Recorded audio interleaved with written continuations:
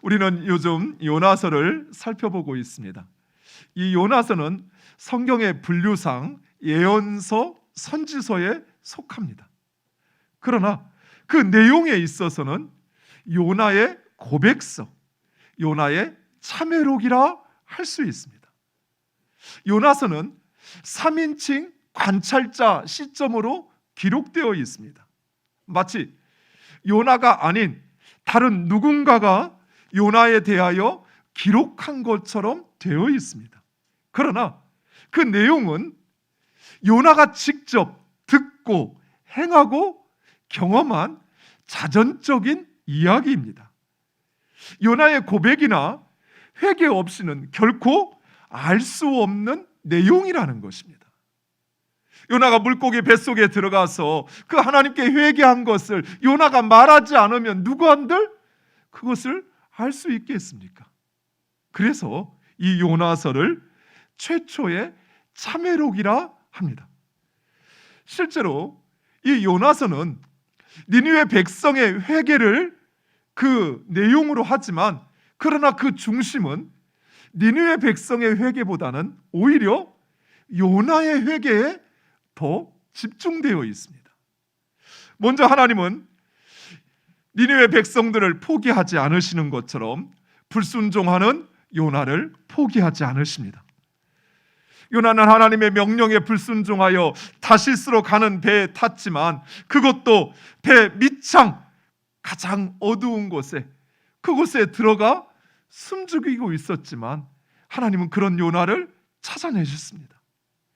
그리고 요나는 그 재앙 유발자로 제비 뽑혀 자포자기하는 마음으로 자신을 바다에 던지라 하지만 하나님은 그런 요나를 바다에서 구원하셨습니다.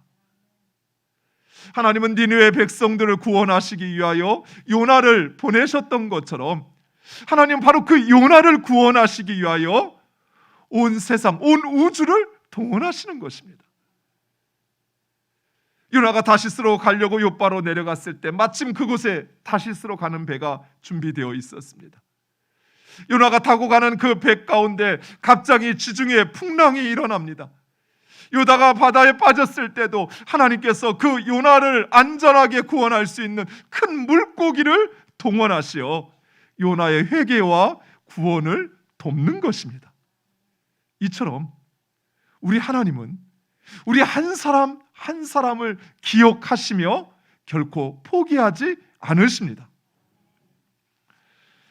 여리고에 사는 키가 작은 세리장 삭개오가 있었습니다. 그는 예수님을 본 적도 만난 적도 없었습니다. 그런데 예수님께서 여리고를 지나가신다라는 소문을 듣자 이 삭개오는 예수님의 얼굴이라도 한번 볼 요량으로 나무 위에 올라가 예수님이 지나가기만을 기다리고 있었습니다. 그런데 바로 그때 예수님은 삭개오에게 오시더니 삭개오의 그 이름을 부르시는 것입니다. 삭개오야 내려오라. 예수님은 그저 남 모르는 청년 어이 거기 이름이 뭐지? 잠깐 이리 와봐 이렇게 하지 않으셨어요. 예수님은 삭개오의 이름을 정확하게 부르셨습니다. 하지만 삭개오는 이전에 예수님을 만난 적이 결코 단 한 번도 없었습니다. 그런데 삭개오는 예수님은 삭개오를 알고 그의 이름을 부르셨던 것입니다. 사랑하는 성도 여러분, 이처럼 우리 하나님은 지구상 약 70억 인구라 말하지만 그 70억 명의 인구 가운데서도 우리 한 사람, 바로 나의 이름을 알고 기억하시고 나의 상황과 처지를 알고 계십니다. 이사야 49장 14절에서 16절 이렇게 말씀합니다. 우리 화면을 보고 함께 읽겠습니다. 오직 시온이 이르기를 여호와께서 나를 버리시며 주께서 나를 잊으셨다 하거니와 여인이 어찌 그 젖먹는 자식을 잊겠으며 자기 태에서 난 아들을 긍휼히 여기지 않겠느냐. 그들은 혹시 잊을지라도 나는 너를 잊지 아니할 것이라. 내가 너를 내 손바닥에 새겼고 너의 성벽이 항상 내 앞에 있나니. 아멘. 하나님은 결코 우리를 잊지 않으시며 포기하시거나 버리지 않으십니다. 하나님은 그 손바닥에 그 이름을 새기신 우리 한 사람 한 사람을 기억하시어 우리를 구원하시기 위하여 자신의 독생자를 희생 제물로 내어주신 것입니다. 그런 하나님께서 우리를 잊고 계시다고요? 천만의 말씀입니다. 이런 요나가 하나님의 말씀에 불순종하고 니느웨로 가지 않고 다시스로 도망친 이유는 자신을 니느웨로 보내시는 하나님의 그 계획, 니느웨 백성들을 구원하시기를 원하시는 하나님의 그 계획을 알았기 때문입니다. 요나는 니느웨의 구원은 곧 이스라엘의 위기라 생각했습니다. 실제로 당시 아수르는 중동의 패권을 장악하고 있었던 제국이었습니다. 그래서 이 아수르가 지중해 그 연안으로 확장하기 위해서는 반드시 이스라엘을 점령해야만 했던 것입니다. 그래서 호시탐탐 바로 그 이스라엘을 엿보고 있었던 것입니다. 그리고 실제로 BC 722년 아수르는 북이스라엘을 침략하여 정복하게 됩니다. 아수르의 정복으로 북이스라엘과 사마리아는 완전 초토화돼 버렸습니다. 그리고 아수르의 이주 정책에 의해서 북이스라엘 백성들은 그 모든 백성들이 아수르와 할라 그리고 메대의 여러 도시로 여러분 보시는 포로가 되어 전 세계로 흩어지게 됩니다. 이런 과정과 이런 역사를 알게 된다면 니느웨로 가지 않으려고 했던 요나의 그 마음이 이해가 됩니다. 자신의 나라를 집어삼키려고 하는 그 적국에 도움을 줄 수 없다는 니느웨 요나의 그 마음이 충분히 이해가 됩니다. 그런데 요나가 모르는 사실 하나가 있었습니다. 그것은 바로 이스라엘의 멸망은 이스라엘의 힘이 약해서 국력이 약해서가 아니고 아수르가 강해서 그 군사력이 너무나도 막강해서가 아니라 바로 이스라엘이 회개하지 않았기 때문이라는 사실입니다. 열왕기하 7장 22절과 23절 이렇게 말씀합니다. 이스라엘 자손이 여로보암이 행한 모든 죄를 따라 행하여 거기서 떠나지 아니하므로 여호와께서 그의 종 모든 선지자를 통하여 하신 말씀대로 드디어 이스라엘을 그 앞에서 내쫓으신지라. 이스라엘이 고향에서 아수르에 사로잡혀 가서 오늘까지 이르렀더라. 아멘. 하나님은 다시스로 도망치는 요나에게 회개할 기회를 주셨던 것처럼 하나님 말씀에 불순종하여 이방 우상을 섬기는 이스라엘 백성들에게 회개할 기회를 주셨습니다.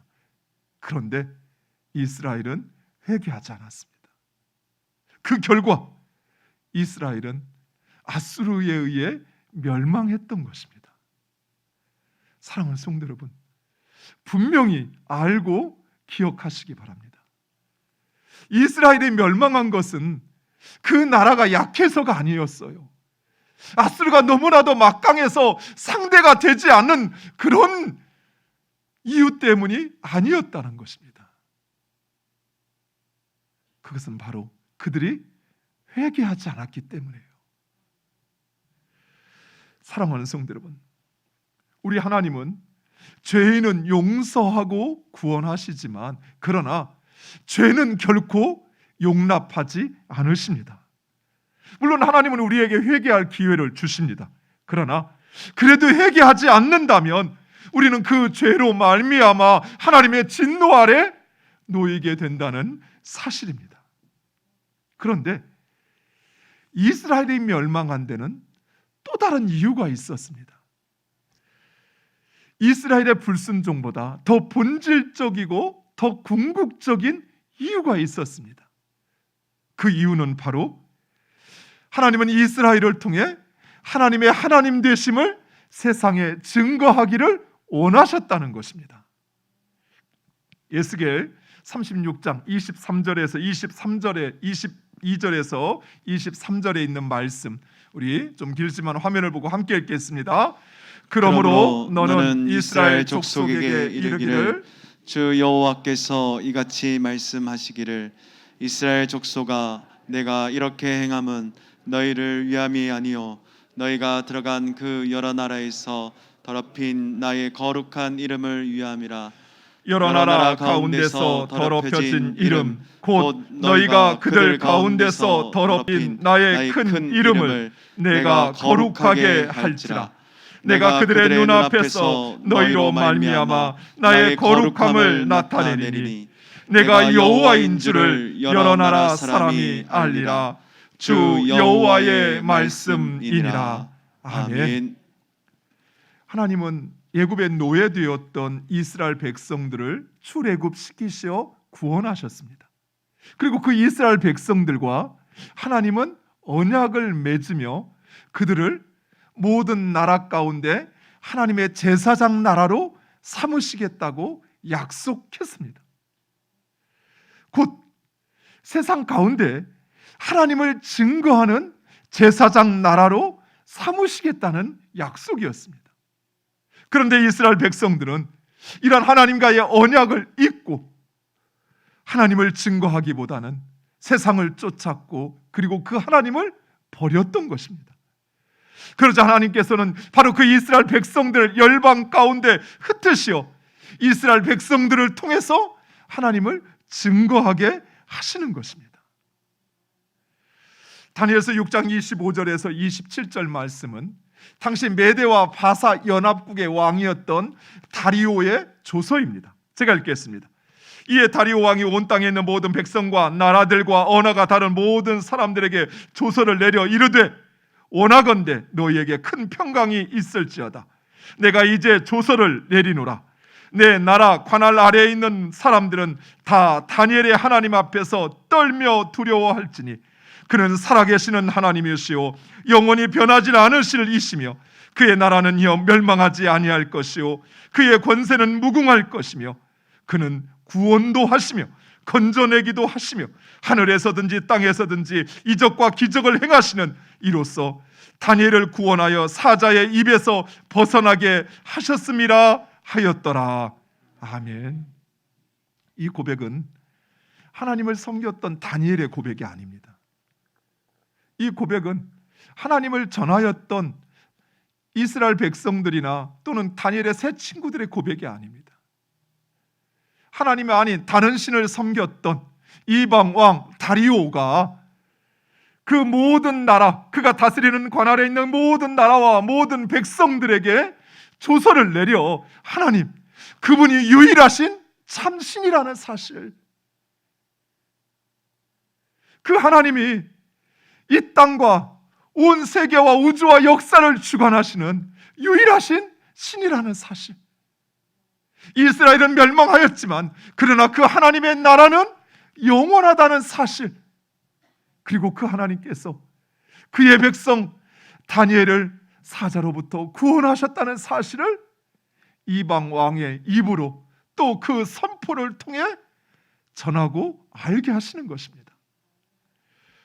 사랑하는 성도 여러분, 이처럼 우리 하나님은 우리가 알지 못하고 깨닫지 못하는 크고 놀라운 계획을 가지고 우리의 삶을 주장하십니다. 이런 하나님의 계획은 내 생각과 다를 수 있습니다. 내 기대와 내 바람과 다를 수 있습니다.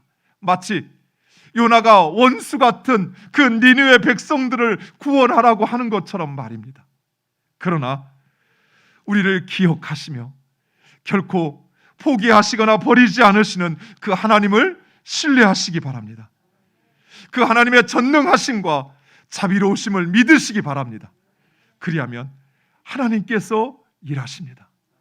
하나님께서 사람은 할 수 없다고 말하는 그 절망의 구덩이에서 우리를 구원하시는 하나님이심을 믿으시기 바랍니다.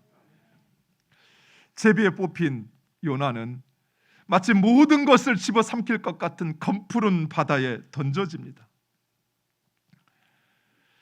여러분, 혹시 물에 빠져서 정말 내가 죽는구나 생각해 본 적 있으십니까? 있어요. 네. 저 역시 예전에 한번 군 복무를 할 때 그런 적이 있었습니다. 뭐 덩치는 크고 이렇게 키가 있지만 이제 군 생활을 이제 작전과 행정병 작전 계획 짜는 그런 일을 했어요. 밤새 그런 일을 하고 마침 여름 수해가 난 지역에 봉사 활동을 병사들과 함께 가게 됐습니다. 오전에 한참 땀 흘리면서 일을 하고 이제 점심을 먹고 잠깐 쉬는데 마침 옆에 이렇게 강이 흘러가고 있었어요. 그래서 병사들과 함께 우리 저 강에서 수영하면서 좀 땀 좀 식히고 쉬자 하면서 수영을 하게 됐습니다.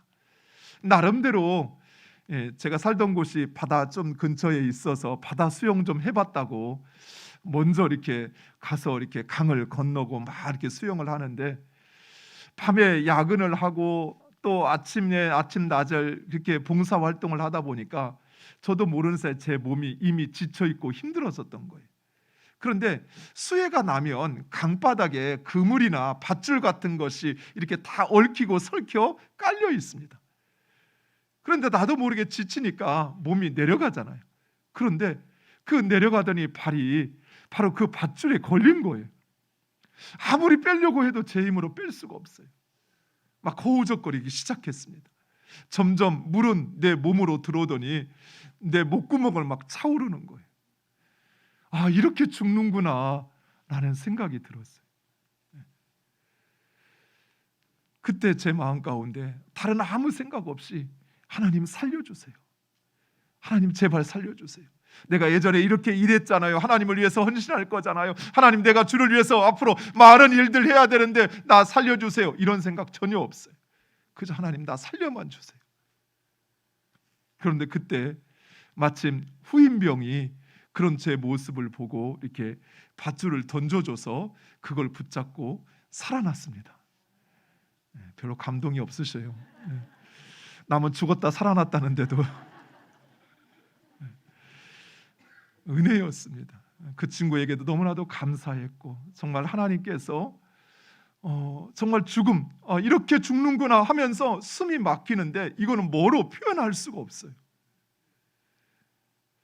이처럼 하나님은 그 큰 검푸른 바다 속에 밑도 모르는 끝도 없는 그 바다에 가라앉아가면서 호기롭게 그래 나 바다에 던져 내 책임이야 말했지만 정작 바닷속에서 이게 죽는 거구나 생각했던 요나는 그 하나님을 찾았던 것입니다. 하나님 날 살려주세요. 하나님 나 구원해 주세요. 그때 하나님께서 큰 물고기를 예비하사 요나를 구원하십니다. 그제서야 요나는 자신의 어리석음과 죄악을 깨닫고 회개합니다. 먼저 요나는 고난 가운데 자신의 기도를 들으시는 하나님을 찬양합니다. 우리 2절 말씀 화면을 보고 함께 읽겠습니다. 이르되 내가 받는 고난으로 말미암아 여호와께 불러 아뢰었더니 주께서 내게 대답하셨고 내가 스올의 뱃속에서 부르짖었더니 주께서 내 음성을 들으셨나이다. 아멘. 사랑하는 성도 여러분, 하나님 우리의 기도를 들으십니다. 믿으십니까?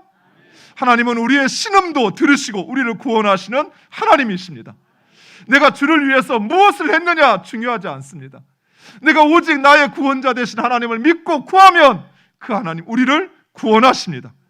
그리고 요나는 자신을 그 죽음 가운데서 그 스올의 뱃속에서 자신을 구원하신 분이 하나님이심을 인정합니다. 6절 함께 읽겠습니다.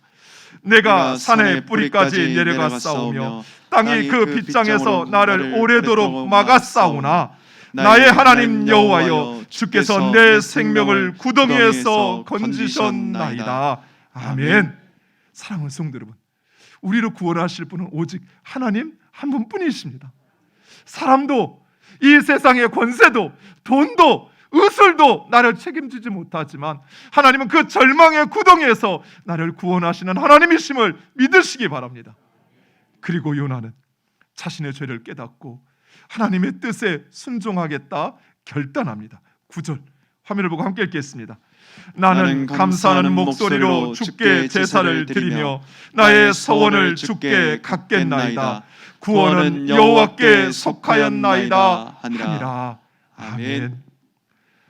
사랑하는 성도 여러분, 혹시 요나 컴플렉스라는 말 들어본 적 있으신가요? 에이브러임 메슬로우라고 하는 심리학자가 했던 말입니다. 이 말은 하나님의 명령을 듣고 불순종하는 그 요나의 심리 상태를 일컬을 때 요나의 컴플렉스라고 이야기합니다.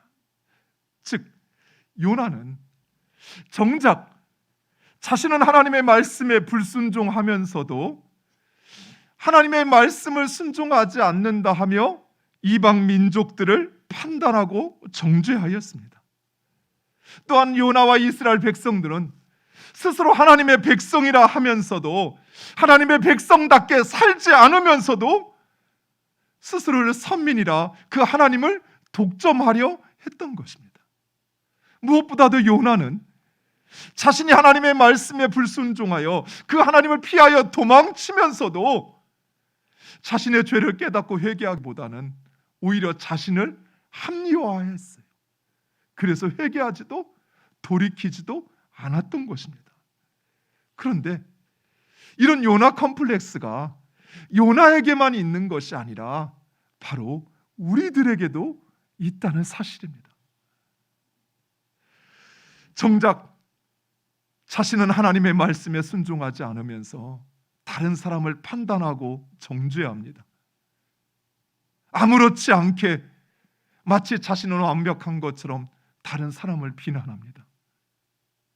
하나님의 말씀에 순종하지 않으면서도 자신에게는 아무런 일이 생기지 않을 거라 그리 생각하는 것입니다.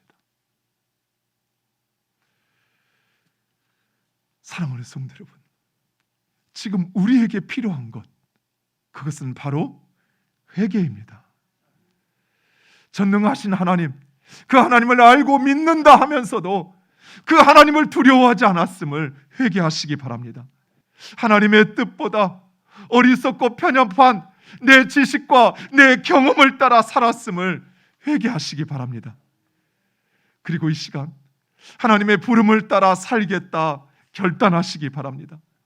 하나님께서 나를 나의 삶으로, 가정으로, 또 주님의 교회로 부르시어 행하게 하신 그 하나님의 사명을 깨닫고 그 사명을 따라 살겠다 결단하시기 바랍니다. 그리하면 은혜로우시며 자비로우시며 노하기를 더디하시는 하나님, 그 하나님은 우리의 죄를 용서하실 것입니다. 죄로 인하여 덕지 딱지가 붙어있는 그런 우리라 할지라도 하나님께서 그런 우리를 맑게 씻겨 주실 것입니다. 사랑하는 성도 여러분, 하나님은 우리 한 사람 한 사람을 기억하십니다. 그리고 결코 포기하지 않으십니다. 그러나 그 하나님은 우리의 죄를 용납하지 않으셔요. 그리고 그 하나님은 우리가 알지 못하고 깨닫지 못하는 크고 놀라운 계획을 가지시고 우리의 삶을 주장하십니다.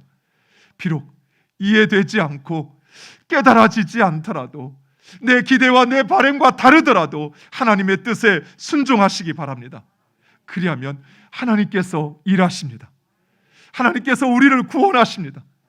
하나님께서 우리를 하나님의 사람으로 삼으사 그 하나님을 세상 가운데 증거케 하는 하나님의 축복의 통로로 삼으실 것입니다. 사랑하는 성도 여러분, 이 시간 잠시 우리 함께 기도했으면 좋겠습니다. 나도 모르는 사이에 행여내